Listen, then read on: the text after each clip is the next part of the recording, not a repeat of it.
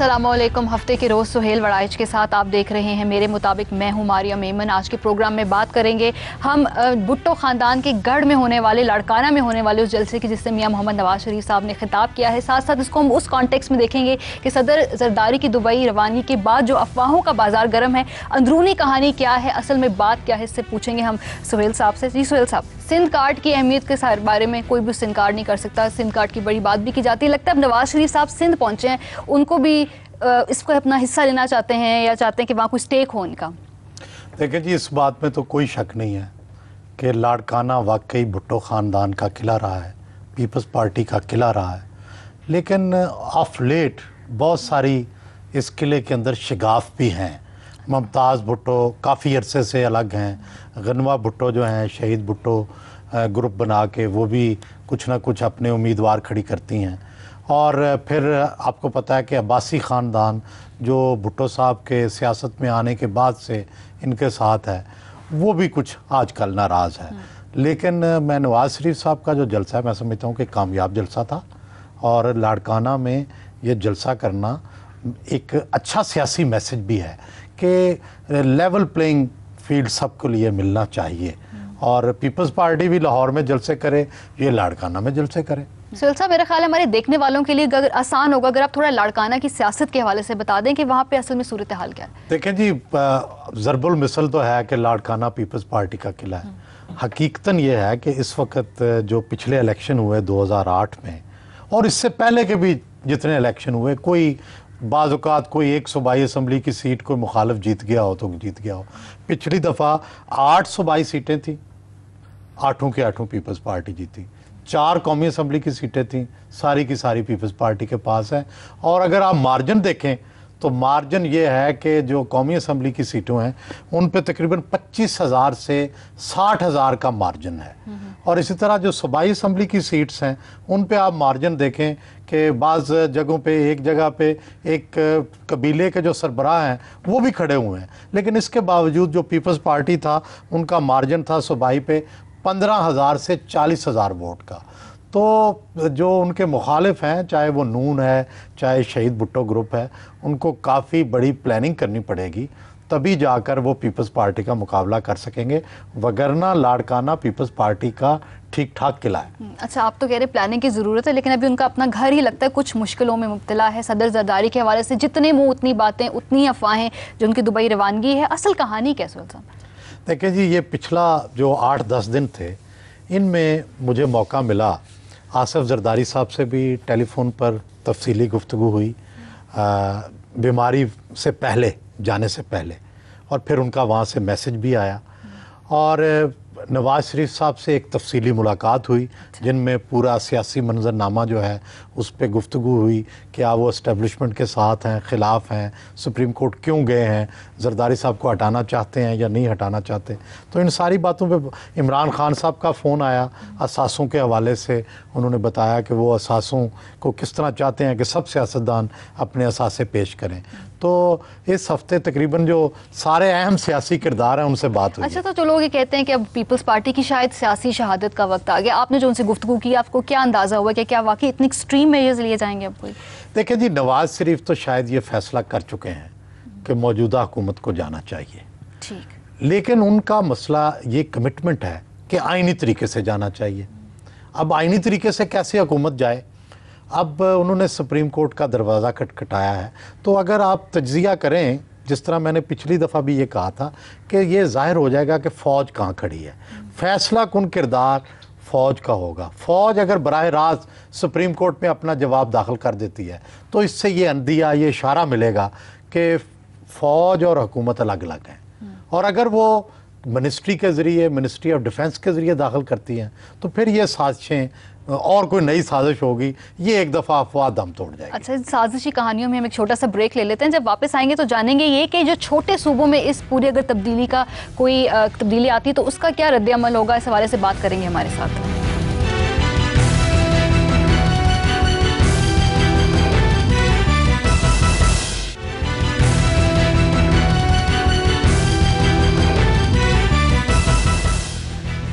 Welcome back to मेरे मुताबिक। और सुहेल साहब, ऐसे ब्रेक पर जाने से पहले सवाल छोड़ा था, छोटे सूबों का रद्द अमल क्या होगा अगर कोई तब्दीली लाई जाती, खास तौर पे वफाक या पंजाब से दूरियां तो नहीं बढ़ेंगी इनकी? देखें जी, अल्टीमेटली तो ये होगा, लेकिन हमारे यहाँ चूँकि सोचा जाता है कि फ़ौरन क्या होगा, तो फौरी रद्द अमल शायद उस तरह से ना हो। मसलन बलूचिस्तान में से कोई बड़ा रद्द अमल आने की तवक्को नहीं है अगर कोई तब्दीली आई, लेकिन ज़ाहिर है महरूमियों में, कमज़ोरियों में इजाफा होगा।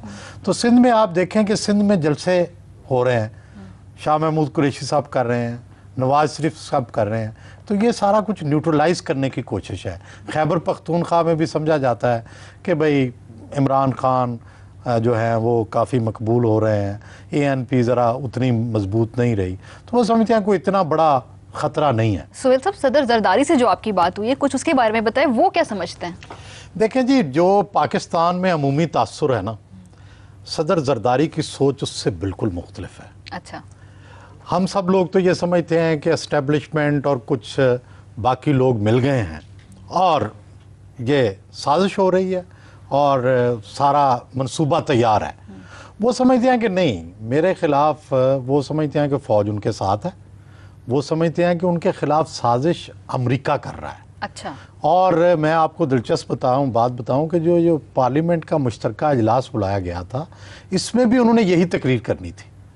और जो अमूमी तासुर है कि शायद फ़ौज की एजेंसी या फ़ौज ये लगे हुए हैं उनके ख़िलाफ़, लेकिन ऐवान सदर में अभी तक जनरल पाशा को बेस्ट फ्रेंड कहा जाता है। बेस्ट फ्रेंड कोड वर्ड है या नहीं, वाकई समझा जाता है, समझते हैं वो जनरल पाशा को जेन्युइनली समझते हैं, इवन मेमोगेट के बाद भी। अच्छा, सही। ये तो बताएं, लेकिन ये तो सदर जरदारी समझते हैं ना, असल मामला क्या क्या वाकई साथ है फौज में? देखिए जी, मेरा तजिया बिल्कुल मुख्तलिफ है। अच्छा। ये बहुत बड़ा सुराब है। और जैसे सिकंदर मिर्ज़ा और अयूब खान जो थे ना, इनकी बहुत गहरी ज़ाती दोस्ती थी। इसी तरह आप जनरल ज़ियाउल हक और भुट्टो साहब का तल्लक देखें तो एक मोहसन और एहसानमंद का रिलेशन था, काम ना आया। फिर आप देखें कि जनरल मुशर्रफ और नवाज शरीफ में तलखी ज़रूर थी, लेकिन खैर सगाली का तबादला भी था। सिर्फ चंद दिन पहले, मार्शल लॉ लगने से पहले, जनरल मुशर्रफ की एक और फीदर, एक और उनको एजाज़ बख्शा गया, chairman joint chiefs of staff, लेकिन ये भी काम ना आया। ये ज़ाती दोस्तियाँ उस वक़्त काम नहीं आती। मेरा ये ख़्याल है कि अगर अदारे ने फ़ैसला कर लिया हो कि किसी शख्स से छुटकारा पाना है या खुदा हाफिज़ कहना है, तो फिर ये ज़ाती दोस्तियाँ, ज़ाती तल्लुकात, इनको अहमियत नहीं दी जाती। अच्छा, इस तरह कहा जाता है कि सदर जरदारी साहब बहुत ज़्यादा परेशान है, मेमो गेट है, साथ साथ ये NRO का मसला है, कुछ उनकी हार्ट कंडीशन भी है, क्या वो वाकई परेशान है या ये गलत तासुर है? पहले तो मारिया जी, मैं आपको ये बता दूं कि सदर जरदारी और वज़ीर आज़म गिलानी इकट्ठे हैं। अच्छा। लेकिन लगता यह है कि गिलानी साहब बदस्तूर फ़ौज के फेवरेट हैं, जरदारी साहब इतने फेवरेट नहीं रहे, चाहे जरदारी साहब जो भी समझते रहे। बाकी जो आप बात पूछ रही हैं कि वो परेशान हैं या नहीं, तो जो मेमो गेट के बाद के दिन थे उसमें सदर जरदारी में एक तब्दीली ज़रूर आई। बज़ाहिर वो किसी पे अपने हवास को ज़ाहिर नहीं होने देते, लेकिन एक तब्दीली ज़रूर आई, और वो तब्दीली ये थी कि वो खुल कर गुफ्तगू करने लगे। आम तौर पर वो फ़ौज और अपने तल्लुकात के बारे में बात नहीं करते थे, लेकिन इसके बाद उन्होंने ये बातें की और इसमें वो बिल्कुल हिचकिचाते नहीं थे। अच्छा, अखबारात में ऐसी खबर है कि शायद हफ्तों तक वो वापस ना आ सकें, ऐवान सदर वापस नहीं आएंगे, उनके यहाँ पेट्स हैं, उनके यहाँ एक लाइफ है। देखिए जी, वो बिल्कुल अकेले वैसे तो रहते हैं, कोई उनका दोस्त है बाब ऐवान सदर में ठहर जाए तो ठहर जाए, और वो जब अपने प्राइवेट पोर्शन में जाते हैं तो एक कस्तरी रंग की बिल्ली है, उससे भी अपना दिल बहलाते हैं। फिर उन्होंने वो जो बिल्ली है उसको वो बिल्ली जान कहते हैं। अच्छा, और बड़ा उससे प्यार करते हैं। और उनके और भी पेट्स हैं, और दिलचस्प बात यह है कि वो ऊँट का दूध पीते हैं, उन्होंने भेड़ बकरियां भी पाल रखी हैं, और वो समझते हैं कि ऊँट का दूध जो है वो कोलेस्ट्रोल से पाक है। मेरा ये ख्याल है कि वो वापस ज़रूर आएंगे। शायद वो मेमो गेट के बारे में फ़ौज का तासुर जानना चाहते हैं कि वो क्या जवाब दाखिल करती है, या कुछ दिन रेस्ट भी करना चाहते हैं। वाकई उनकी तबीयत भी ख़राब है, लेकिन मुझे लगता है कि हालात जो भी होंगे وہ ایک دفعہ واپس ضرور آئیں گے. ان کے پیر صاحب بھی تو ہیں, کچھ انہوں نے کچھ پریڈکشنز کیے ہوں, ان کو کچھ دلاسا دلایا ہو زرداری صاحب کو انہوں نے. دیکھیں جی, جو وہ پیر تو نہیں اپنے آپ کو کہلاتے ہیں, وہ فقیر اپنے آپ کو کہلاتے ہیں.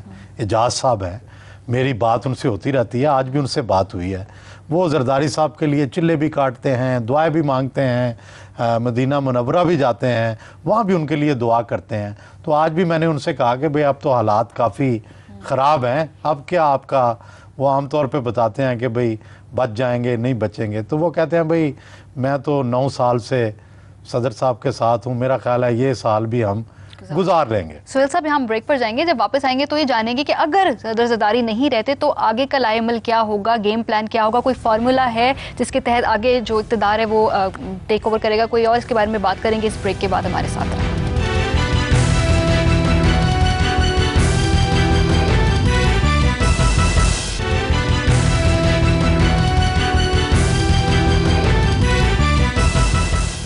ویلکم بیک ٹو میرے مطابق. اور بریک پر جانے سے پہلے جو پیر صاحب کا ذکر کیا تھا ہم نے, جو ان کو پیر نہیں کہتے لیکن خیر ان کو مانتے ہیں صدر زرداری صاحب, اس کے ساتھ ساتھ تھوڑا ستاروں کے حوالے سے بھی بات کر لیتے ہیں. ویسے یہ نہ ہو لوگ ہمیں ای میلز اس کے لیے کرنا شروع کر دیں, لیکن لیو ہیں زرداری صاحب غالباً. اور جی یہ لیو کا بڑا اچھا دور چل رہا ہے, اور صدر زرداری جو ہے ان کا ستارہ بھی کہتے ہیں بڑا زوردار ہے اس وقت.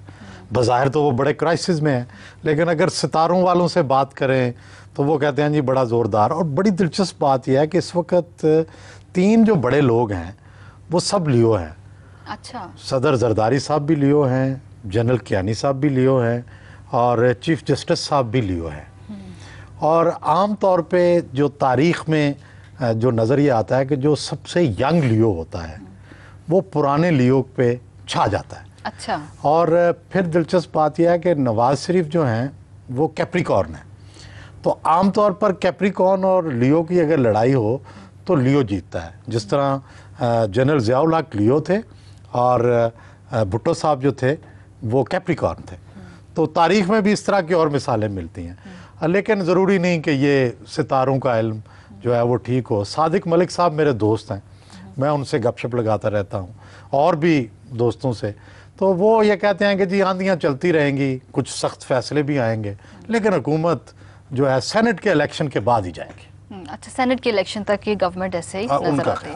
اچھا, بات ہم تھوڑی کر لیں کہ اگر یہ تمام اگر ایک سازشی تھیوری کو مانتے ہوئے کہ صدر زرداری اس بحران سے نہیں نکل پاتے اور ان کو جانا پڑ جاتا ہے, ایسی صورتحال میں کیا کوئی گیم پلان ہے, کوئی فارمولا ہے ان پارٹیز کے پاس, کیا کریں گے؟ میرا یہ خیال ہے ماریہ جی کہ ٹیسٹ انڈرسٹینڈنگ ہو چکی ہے. اچھا. اور وہ انڈرسٹینڈنگ یہی ہے کہ صدر زرداری صاحب کو مجبور کیا جائے گا یا ان کو منایا جائے گا, جو بھی طریقہ ہے, یا ڈرایا جائے گا, اگرچہ وہ ڈرنے والے نہیں ہیں اور وہ کچھ بھی رد عمل ان کی طرف سے آ سکتا ہے. لیکن یہ طے ہو چکا ہے کہ نگران کابینہ بنے گی, یہ طے ہو چکا ہے کہ الیکشن ہوں گے. تو کچھ معاملات پر ٹیسٹ انڈرسٹینڈنگ ہو چکی ہے. ہو سکتا ہے ناموں پر بھی بات چیت جاری ہو. اچھا, یہ آپ نے ہنٹ دے دیا تھوڑی سی. اچھا, لیکن اگر آپ چونکہ ایک آئیڈیل ڈیموکریٹ ہیں, اگر آپ کے سامنے صورتحال ہو تو آپ کیا فیصلے کرنے چاہیے ان پارٹیز کو اس وقت, خصوصاً پولیٹیکل پارٹیز کو؟ دیکھیں جی, پتہ نہیں, ہم آئیڈیلسٹ تو ضرور ہیں, خواب تو ضرور دیکھتے ہیں. پریگمیٹسٹ ہونا تو بڑا آسان ہے, آئیڈیلسٹ ہونا ذرا مشکل ہے, جو ہمارے لیے بھی مشکل ہوتا ہے. تو میری رائے میں تو یہ ہے کہ پولیٹیکل پارٹیز کو اس کرائسس کے اندر 2 چیزیں طے کرنی چاہیے. نمبر 1 کہ جی احتساب سیاستدانوں کا کیسے ہو, کیونکہ کرپشن کے الزامات ہر ایک کو مجروح کر رہے ہیں. اور دوسرا, الیکشن جو ہے یہ شفاف کیسے ہو. یہ 2 چیزیں طے کریں اور سینٹ کا الیکشن ہونے دیں. کیونکہ اگر یہ اس طرح ڈسرپٹ کیا گیا, اگر اس معاملے کو روکا گیا, تو پھر اگلی جس حکومت کو رخصت کیا جائے گا وہ بھی آنے والی حکومتوں کو نہیں چلنے دیں گے. یہ پھر وہی ہم دائرے میں ہمارا سفر جاری رہے گا. خدا را ایک لائن پر چلنا جو ہے وہ شروع کریں. دائروں میں سفر سے کبھی ملک آگے نہیں بڑھتے. سہیل صاحب, جیسے آپ کہہ رہے ہیں کہ نگران حکومت قائم کی جائے گی, اگر ویسے تو 3 ماہ کے لیے ہوتی ہے, اگر 2 سال چل گیا یہ سیٹ اپ, تو جو اپوزیشن کے ساتھ وعدے کیے گئے ہیں, خاص طور پہ عمران خان, وہ کہاں کھڑے ہوں گے؟ دیکھیں جی, اگر تو ماضی کی مثالوں پہ جایا جائے نا تو کوئی وعدے پکے نہیں ہوتے. یہ سب جو ہے نا ضرورتوں کے تحت ہوتے ہیں اور پھر بدل جاتے ہیں. میرا خیال ہے کہ عمران خان کو تو سوٹ یہ کرتا ہے کہ فوراً الیکشن نہ ہو, नून लीग को सूट ये करता है कि फौरन इलेक्शन हो। अब इमरान खान से भी बड़े वादे वईद किए गए हैं कि जून जुलाई के बाद इलेक्शन होंगे ताकि नए वोट रजिस्टर हो जाए, और नून लीग ये चाहती है कि जल्द से जल्द इलेक्शन हो जाए। लेकिन मेरा ख्याल है कि जून जुलाई आ जाएगा, ये इतने वादे वईद तो फ़ौरन जो है वो पुख्ता नहीं होंगे, ना उन पे अमल किया जाएगा। सुहेल साहब, आखिरी सवाल कि अगर तब्दीली आती है और बैरूनी ताकतें जो बहुत जमहूरियत की बात करती हैं, अगर तब्दीली आ जाती है तो किसके पीछे खड़े होंगी, इस्टेब्लिशमेंट के पीछे या जमहूरी हुकूमत का साथ देंगी? बड़े अफसोस की बात यह है कि अमेरिका इस तरह के मामलात में किसी असूल पे कायम नहीं रहता। वो बड़ा साफ कहते हैं कि जी हम प्रैग्मेटिस्ट हैं, हम तो अमलीयत पसंद हैं, यानी वो जमहूरियत की बात करते हैं, मार्शल लॉ की मुखालफत करते हैं, फ़ौजी इंटरवेंशन की मुखालफत करते हैं, लेकिन फ़र्ज़ करें पाकिस्तान के अंदर कोई तब्दीली आती है वो फ़ौरन राब्ता बहाल करेंगे। वो फिर कहते हैं कि नहीं जी हमारे सियासी और कौमी मफादात ही हैं। इसी वजह से फिर लोग अमेरिका के किरदार को क्वेश्चन भी करते हैं कि जब आपके असूलों पर कायम नहीं हैं और जो सियासी जमातें या सियासी कुव्वतें उनके साथ खड़ी रहती हैं दुनिया में, उनको फिर वो डिच कर देते हैं, और नई जो सियासी कुव्वत आती है जो बरसरे इक़्तिदार होती है उसके साथ चले जाते हैं। तो फिर बात तो वही आ गई कि जब प्रैग्मेटिज़म पे चलना है तो फिर सियासी जमातें भी प्रैग्मेटिज़म पे चलती हैं। फिर वो कहते हैं कि पाकिस्तान की फ़ौज बड़ी मजबूत है तो हम तो इनके साथ हैं।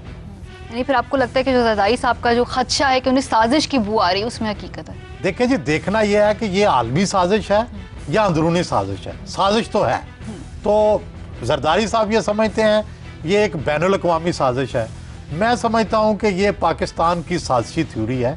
जरदारी साहब भी शायद बाद में मान जाएं, लेकिन मेरा उनसे इस बात पर इख्तलाफ है। मैं समझता हूँ कि पाकिस्तान की हुकूमतें ठीक है बाहर से भी ब्लेसिंग लेती होंगी तब्दीली के लिए, लेकिन पाकिस्तान की हुकूमतों की तब्दीली का फैसला पाकिस्तान ही के अंदर होता है। जी सुहेल साहब, इसके साथ ही आज प्रोग्राम का वक्त खत्म होता है। हमें लिखना ना भूलिएगा, mm@geo.tv पर अपना ख्याल रखें। खुदा हाफ़िज़।